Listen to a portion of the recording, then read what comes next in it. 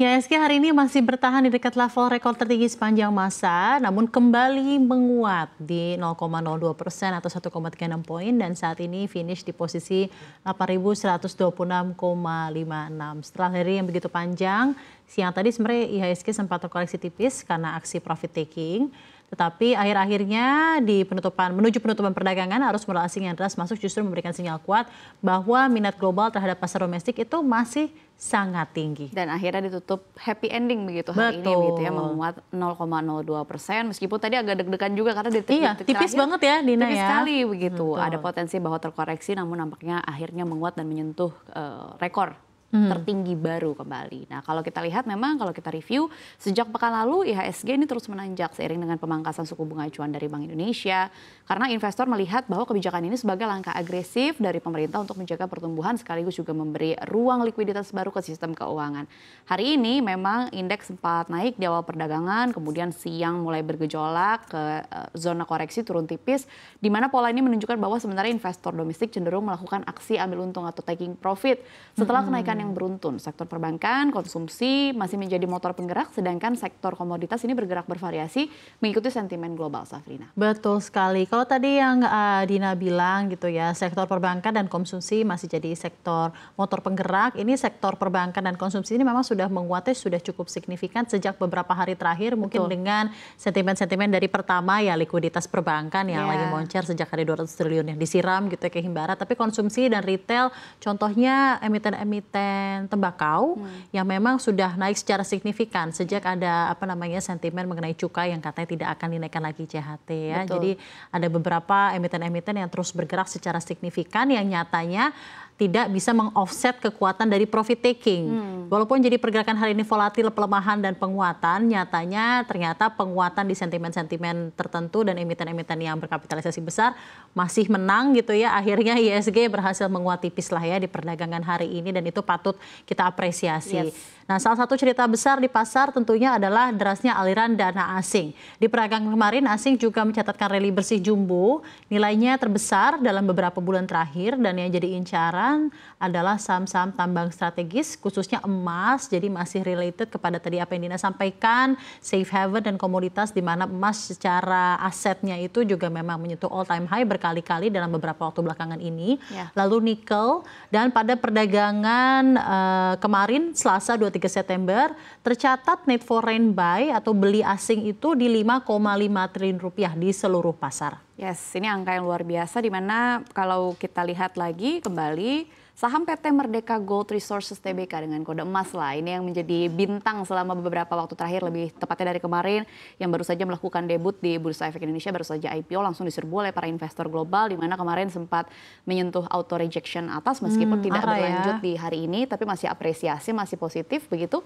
Mayoritas transaksi bahkan terjadi di pasar negosiasi dengan nilai yang sangat besar, disusul juga oleh PT Trimegah Bangun Persada Tbk atau dengan kode emiten NCKL, di mana perusahaan nikel yang memiliki posisi penting dalam rantai pasok kendaraan listrik dunia. Nah, fenomena atau kejadian ini menggarisbawahi bahwa sebenarnya betapa sektor mineral strategis terutama emas dan juga nikel kini masih menjadi magnet bagi investor asing dan tidak bisa dipungkiri pemirsa bahwa derasnya arus modal ini turut membantu IHSG bertahan di level tertinggi sepanjang masa, terus mepet dan bahkan terus menembus di 2 hari terakhir ini, Safrina.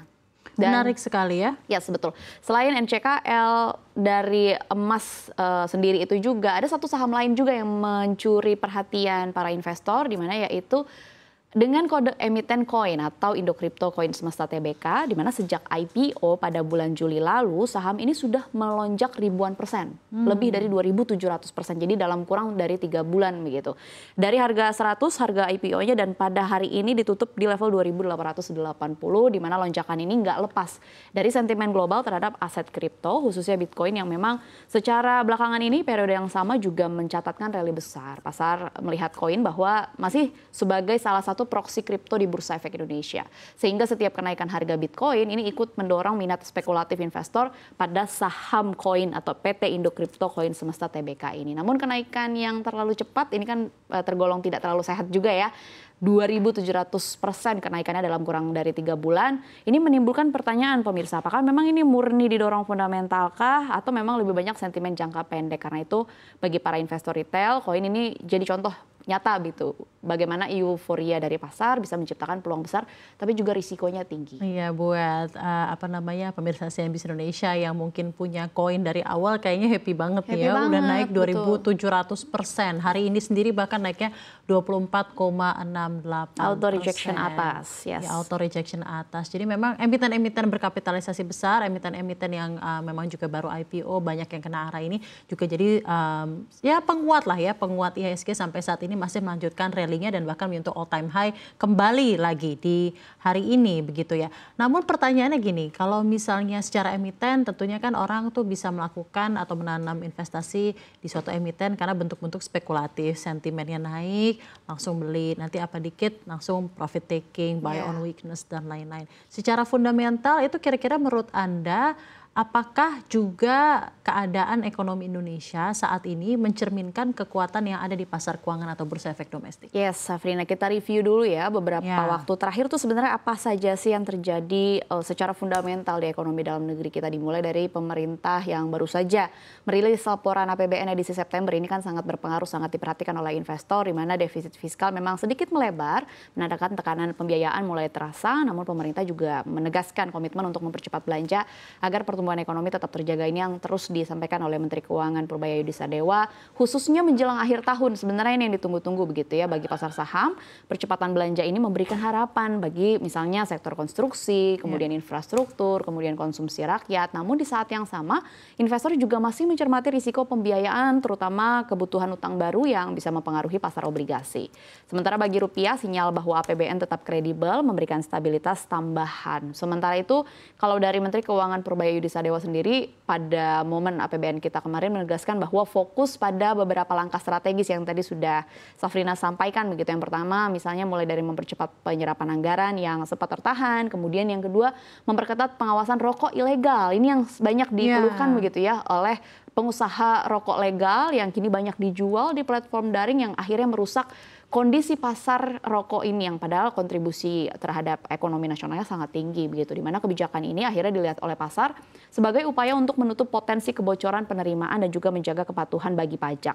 Bagi ekuitas, percepatan belanja negara ini bisa memberikan tambahan likuiditas yang mendukung sektor real, sementara penguatan pengawasan pajak terutama bagi cukai rokok begitu ya, memberikan ruang fiskal yang lebih sehat ke depannya. Masih dari sektor keuangan yang masih cukup seru untuk dibicarakan begitu ya Safrina, yaitu terpilihnya Anggito Abimanyu ya, resmi ditetapkan sebagai Ketua Dewan Komisioner Lembaga Penjamin Simpanan atau LPS, di mana penunjukan ini disambut positif oleh pasar karena dipandang menjaga kesinambungan koordinasi antar otoritas atau antar lembaga dalam Komite Stabilitas Sistem Keuangan atau KSSK, di mana stabilitas lembaga seperti misalnya LPS ini penting untuk merawat kepercayaan investor, khususnya ketika arus modal asing masuk begitu deras seperti yang tercatat kemarin hingga 5,5 triliun rupiah.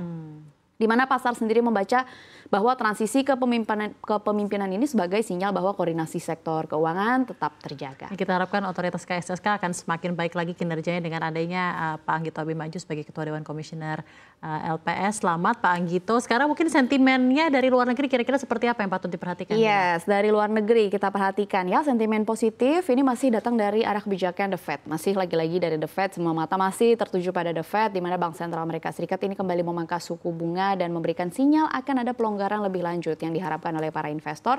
Dampaknya akhirnya dolar Amerika Serikat melemah, aliran dana masuk ke emerging market seperti salah satunya adalah Indonesia, dan juga rupiah bergerak lebih stabil. Sebenarnya harapannya lebih stabil lagi ke depannya. Nah, untuk IHSG kondisinya akhirnya menjadi katalis tambahan karena investor asing melihat bahwa Indonesia menawarkan kombinasi yang menarik, yaitu stabilitas fiskal, kebijakan moneter yang akomodatif, dan juga prospek sektor tambang yang menjanjikan. Oke, baik. Lalu ke depannya, kira-kira komoditas apa yang kira-kira menurut Anda masih menarik untuk diperhatikan, dan juga secara keseluruhan pergerakan dari komoditas ini akan juga memberikan pengaruh positif untuk pergerakan pasar keuangan Indonesia? Ya, yang menjadi highlight komoditas sebenarnya adalah batu bara yang terus melemah, tapi yang lebih menarik lagi adalah justru emas yang terus mencetak rekor baru begitu. Tadi kita juga sudah ulas di pembukaan program Closing Bell hari ini, di mana emas terus menembus level psikologis baru yang belum pernah disentuh sebelumnya. Bahkan lonjakan ini menunjukkan bahwa meskipun investor sedang risk on di ekuitas, kebutuhan akan aset lindung tetap tinggi nampaknya. Untuk pasar domestik sendiri ini menjadi kabar gembira ya bagi saham-saham pertambangan. Salah satunya mungkin seperti emas tadi yang bahkan produksinya belum buka tapi sudah auto rejection atas terus begitu. Dan ditambah lagi memang kan emas ini adalah anak usaha dari MDKA yang memang sudah established begitu ya. Terutama memang emas ini kan baru debut, namun juga menjadi pengingat bahwa ketidakpastian global ini masih terus membayangi. Iya, dan memang secara trennya memang di beberapa bulan terakhir ini, tidak berapa bulan ya, mungkin dari awal tahun saja itu emas memang sudah signifikan ya menyentuh level tertingginya berkali-kali, terutama dalam beberapa bulan terakhir ini. Ultimately dari April mungkin ya, sejak tarif resiprokal Amerika Serikat dikerahkan oleh Donald Trump dan juga ketidakpastian yang ada secara geopolitik yang ada di Palestina, Israel, dan juga Ukraina, Rusia ya, yang juga masih semakin mengerek harga safe haven ini.